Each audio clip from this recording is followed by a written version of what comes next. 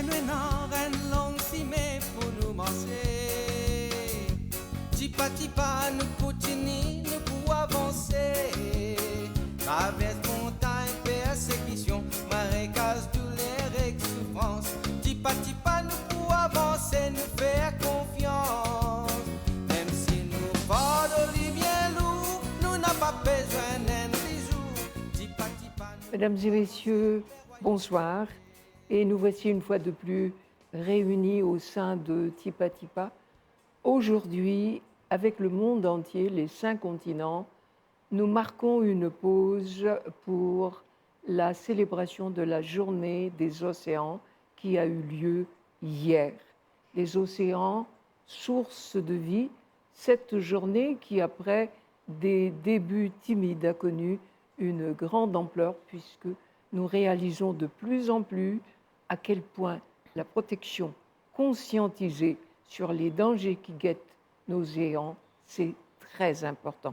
C'est pourquoi nous sommes très heureux d'accueillir sur notre plateau 3 passionnés des océans et qui passent leur vie à les protéger, à les défendre.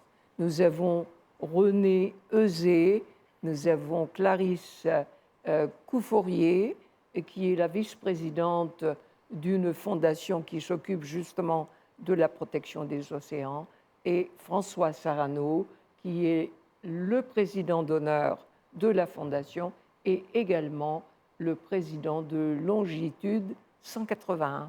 Bonsoir et merci d'avoir accepté notre invitation. Aujourd'hui, ce programme sera vraiment riche en renseignements, en détails sur les dangers, sur la protection des océans. Peut-être que nous allons commencer par Clarisse, nous parler un petit peu, ça fait pas longtemps, ça fait 1 an que vous existez. Quel bilan après cette année vous pourriez dresser sur votre fondation? Alors, l'Indian Ocean Marine Life Foundation est une très belle histoire. Je suis très bien entourée du président d'honneur, François Sarano, et de notre président, puisque je suis la vice-présidente et pas la présidente, de la fondation, Renée Euzé. Et en fait, nous avons monté effectivement en mars 2023 cette fondation pour la protection des océans, de l'océan et particulièrement de l'océan Indien.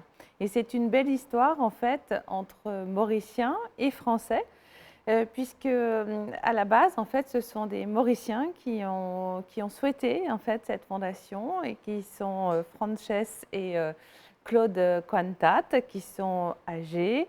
Et nous avons pour ambassadrice jeunesse leur petite fille qui s'appelle Megan Quantat et qui est lycéenne ici à Maurice. Alors, la fondation, elle a, on va dire, 3 axes majeurs. La première, c'est la recherche scientifique sur les espèces, sur le vivant de l'océan, avec notamment François et Renée, ils vont vous expliquer ça.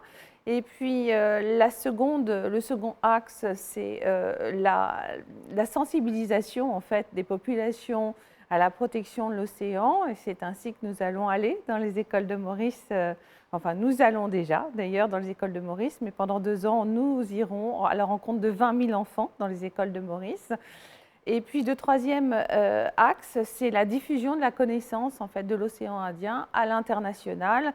Et c'est ainsi que nous commençons des partenariats avec les universités. On parle déjà beaucoup de la fondation en France. Mais pourquoi ce projet avec des enfants? Pourquoi le choix d'enfants, puisque comment sont-ils concernés par les fonds marins? Parce que les enfants sont notre avenir et que la mer est notre avenir. Voilà. La mer, c'est 71% de la surface terrestre, elle est notre poumon, elle absorbe les excès de CO2, elle régule le climat, elle abrite près de 50% de la biodiversité terrestre. Et donc, elle est notre avenir et les enfants sont notre avenir. Si on donne des bonnes habitudes aux enfants, et je suis sûre qu'ils donneront aussi de bonnes habitudes à leurs parents et à tout leur entourage. Et les enfants ont une très grande curiosité. C'est extraordinaire. Quand on va dans les écoles, ils sont tellement curieux en fait de connaître la mer, de connaître les espèces. Ils posent des questions. Ils sont vraiment attachés à la connaissance. Et je peux vous dire que d'ici, je suis sûre, hein, que d'ici 2-3 ans, il n'y aura plus un papier de bonbons sur les plages et qu'ils auront tous leur gourde avec eux et pas une bouteille en plastique, ça c'est certain. Alors, vous avez à vos côtés votre président d'honneur, François Sarano, Et nous en sommes très fiers. et nous aussi, puisque François Sarano, vous avez travaillé aux côtés du commandant Cousteau, que les jeunes ne connaissent malheureusement pas. Est-ce que peut-être vous pourriez nous rappeler qui il était et comment quelle a été votre approche, votre expérience à ses côtés?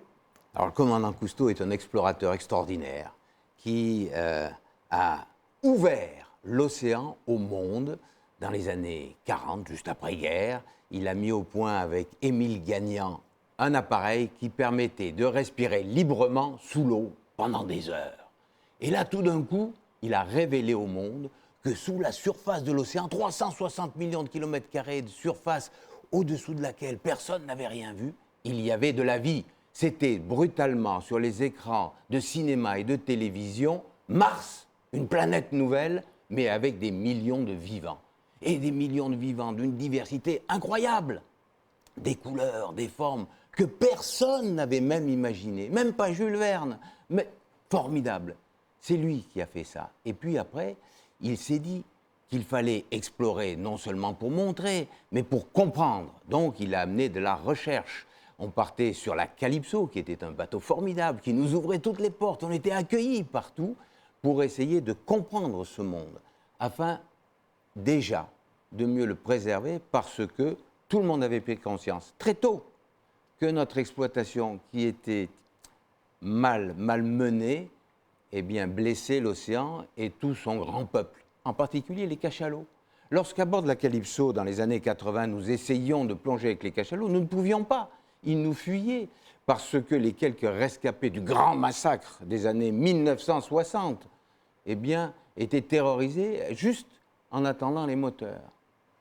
40 ans après, on s'aperçoit ici, là, à l'île Maurice, qu'il y a un peuple des cachalots paisible et qui, lorsqu'on va respectueusement les étudier pour essayer de les comprendre, nous accueille.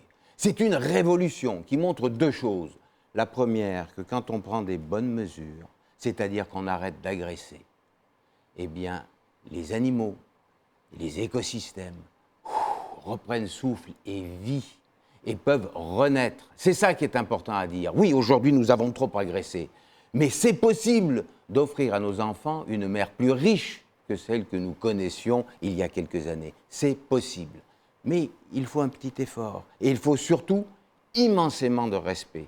C'est ce que le commandant Cousteau et l'équipe de la Calypso a compris après avoir petit à petit étudié. C'est important d'étudier.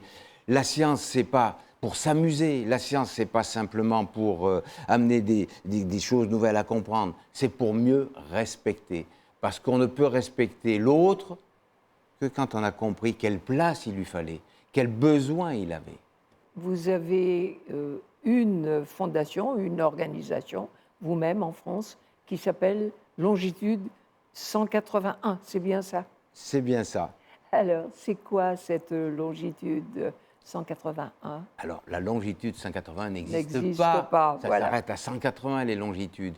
Parce que nous ne voulions pas d'un espace physique. Nous voulions créer un espace de partage. Un partage d'expériences, comme René peut en avoir, comme Clarisse peut en avoir, comme vous-même peut en avoir.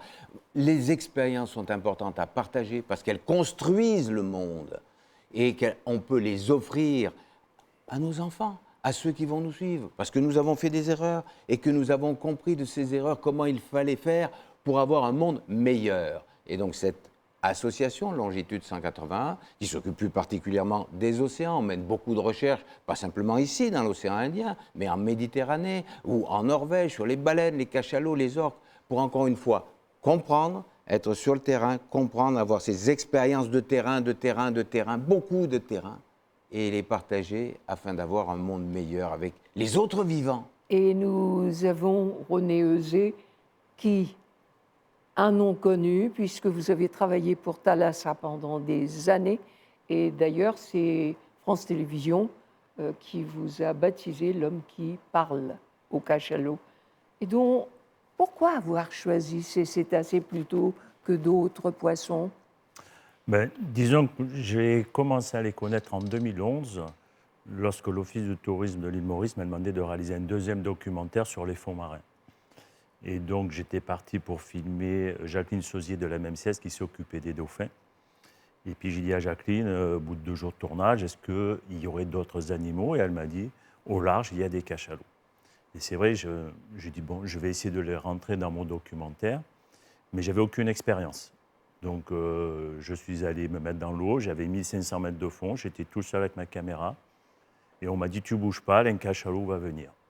Donc, ce que j'ai fait, puis il n'y avait rien, le bleu, l'eau était très claire. Et puis à un moment donné, j'ai vu une masse sombre qui arrivait. J'ai l'impression que c'était presque un sous-marin, tellement il était gros. Et là, je me suis concentré parce que je n'avais aucune expérience pour filmer les cachalots. J'en avais sur les requins, sur les baleines, les tortues, mais pas le cachalot. Et quand le cachalot est venu me voir, il s'est regardé, il a tourné et on a eu un regard. Et un regard, c'était un coup de foudre. Et ça s'est passé de tout commentaire. Et ce cachalot est parti et je ne l'ai plus revu. Ensuite, quelques jours après, j'ai filmé d'autres cachalots. Et je me suis rendu compte, finalement, au montage, quelques mois après, lorsque j'avais au montage, je me dis, là, il y a quand même quelque chose, il se passe quelque chose avec ces animaux-là qui sont totalement étrangers, qui sont sauvages, et j'ai l'impression qu'ils peuvent nous accepter. Donc, c'est pour ça que j'aime de cette séquence-là. L'année suivante, je suis revenu avec des groupes d'observateurs. On a tourné des images. Je les ai diffusées un petit peu à la télévision française. Et puis, je suis allé à la TV en 2013, me demande de tourner un nouveau documentaire. Mais il fallait un cautionnement scientifique. Et comme mon ami François, avec qui nous travaillons depuis X années, depuis le film Océan, j'ai dit, François, est-ce que tu serais OK pour venir à Maurice pour parler des cachalots de Maurice? Donc François, il m'a dit, écoute, je veux bien, mais cachalots de Maurice, il ne les connaissait pas plus que moi. Il est arrivé, il a eu aussi un coup de foudre, et depuis 2013, nous venons chaque année pour les étudier. Je les filme, je transmets mes images à François qui les analyse, et c'est ce partage que je veux offrir aux gens de Maurice, parce que les cachalots sont résidents à Maurice, et tout ce que nous faisons, c'est pour les Mauriciens. Alors, nous allons voir justement un extrait de votre documentaire sur la famille des cachalots. Mais une question, comment vous arrivez à les identifier, puisque vous avez donné un prénom, H, et même un surnom, hein, Irène, gueule tordue. Gueule tordue. Comment vous arrivez à les identifier? Il y a des centaines de cachalots, ils ne se trouvent pas seulement qu'à Maurice, puisque les mâles, ils vivent dans d'autres océans. Comment on les identifie? Un peu comme les humains, on a fait des cartes d'identité. Grâce à nos photos, vidéos qu'on a transmises à François, François a créé avec sa fille Marion des cartes d'identité comme nous, et dans laquelle on a la caudale, on a les pectorales, et c'est comme ça qu'on arrive à les identifier. Et chaque animal, hormis sur des empreintes physiques qu'elle a, ils ont aussi leur propre caractère. Et c'est là où moi je suis très content, parce que j'arrive pour la 14e année que je suis cette famille-là, et quand elle me laisse les filmer en train de faire des allaitements, ou en train de jouer, ou même en train de dormir en chandelle, le fait d'être à côté, pour moi, c'est des plus belles récompenses que la nature peut m'offrir, parce qu'il faut penser que ce sont des animaux totalement sauvages. Et ils ne sont pas rancuniers par rapport à nous, ce qu'on leur avait fait au XXe siècle. Alors, nous voyons un extrait très touchant d'ailleurs, qui peut être une leçon de vie pour nous les humains. C'est le moment de l'allaitement entre Irène et sa fille Lana, c'est bien ça. On regarde l'extrait. Dans ces images, René et François, puisque vous co-signez, allons dire, ce film, on a l'impression que vous avez mis une part de vous, que c'est une belle histoire qui... On n'a pas l'impression d'avoir des cachalots, mais des acteurs. Et donc, parlez-nous de ce documentaire, de ce tournage, de ces repérages. Les cachalots, ce sont des animaux exceptionnels. Ils vivent totalement différemment que d'autres mammifères, que les baleines, les dauphins, parce qu'ils vivent en famille. Ils ont créé une communauté. Il y a un clan, il y avait des clans d'Irène Gueule Tordue, qui maintenant sont séparés en 2 clans. Et pour moi, le fait d'être accepté dans cette famille-là, c'est quelque chose d'extraordinaire, parce que j'ai appris beaucoup de choses avec eux. quand il y a les jeunes, le petit Ali qui vient, qui me scanne devant la caméra, et il a son caractère, tu es même jaloux, parce que moi, je voulais filmer son cousin ou sa mère. Ben non, il se mettait devant la caméra pour me bloquer. Ou alors il me tirait la palme pour me montrer qu'il était là. Et là, on se dit, il y a peut-être une relation. Et puis quand il me scanne, les vibrations sont tellement fortes que ça me transperce la cage thoracique. Et là, j'ai l'impression qu'on cherche peut-être à communiquer, mais je pense que c'est moi et mon cerveau humain qui suis beaucoup plus en retard par rapport à leur langage. Mais ce que j'essaie de te faire ressentir à travers mon film, c'est de l'émotion dans l'image. C'est-à-dire, ce que je filme, c'est pour le partager. Et en commençant par les écoles à Maurice, aux scolaires, parce qu'on fait aussi des petits films pédagogiques avec la Fondation, justement, pour faire découvrir le monde sous-marin aux écoliers de Maurice. Parce qu'il n'y a pas des cachalots, il y a aussi des tortues, il y a des poissons clowns, il y a toute une faune et une flore exceptionnelle qui est juste au bord de votre lagon. Et quand on voit toutes ces merveilles, on se pose une question. Maurice est un pays touristique et dont nous avons les promenades dans les lagons. Nous avons les touristes qui vont nager avec les dauphins et dont quels sont aujourd'hui les dangers qui guettent nos océans à Maurice, François? L'irrespect. Formidable d'aller nager avec les dauphins, formidable d'aller plonger avec les poissons clowns, mais il faut le faire avec égard et il ne faut pas simplement les consommer. Je crois qu'aujourd'hui, le danger, c'est la consommation des êtres vivants comme s'ils étaient des ressources et comme s'ils étaient à notre service. Non, ce sont d'autres êtres différents de nous et il faut avoir de l'égard, de la considération pour eux, comme si nous allions voir des amis. Ce que dit René, pourquoi c'est émouvant d'être avec les cachalots? C'est parce que nous avons de la considération pour eux et que la relation qui s'établit entre nous est une relation de respect. Ça change tout, parce que on s'aperçoit que chacun ayant sa propre personnalité, à leur tour, ils viennent nous questionner.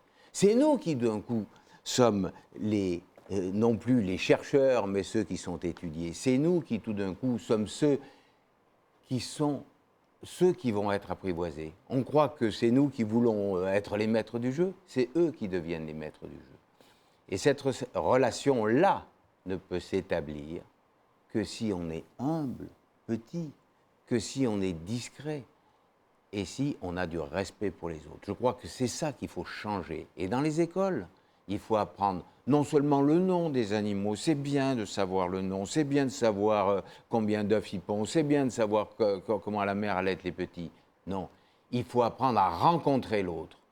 Les écoles, ça devrait être des lieux où on apprend la rencontre. Et la rencontre, c'est le respect de l'autre. La rencontre, c'est le dialogue qui s'ouvre, même avec les cachalots, avec lesquels on ne sait pas dialoguer. C'est comme lorsqu'on découvre le first contact. Mais le first contact avec classe, avec respect. Je te comprends, je t'écoute, je ne suis pas là pour te consommer ou t'exploiter. C'est ça qu'il faut apprendre. Et donc, Clarisse, le mot de la fin, puisque nous allons voir un deuxième extrait de ce documentaire.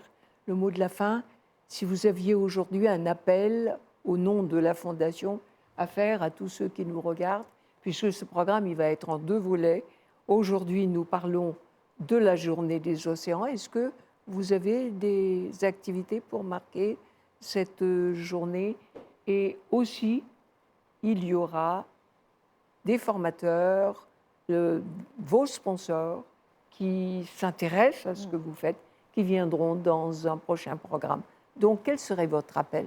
En fait, on a déjà une chance absolument extraordinaire. C'est que ça faisait déjà 1 an qu'on y travaillait. On vient de commencer, donc c'est 400 sessions dans les écoles pendant 2 ans avec les employés d'Accenture. En fait, on a 100 employés d'Accenture qui aiment l'océan et que nous avons formés, en fait, avec René, à aller dans les écoles, évidemment avec les équipes pédagogiques et en relation avec le ministère de l'Éducation qui a agréé le programme.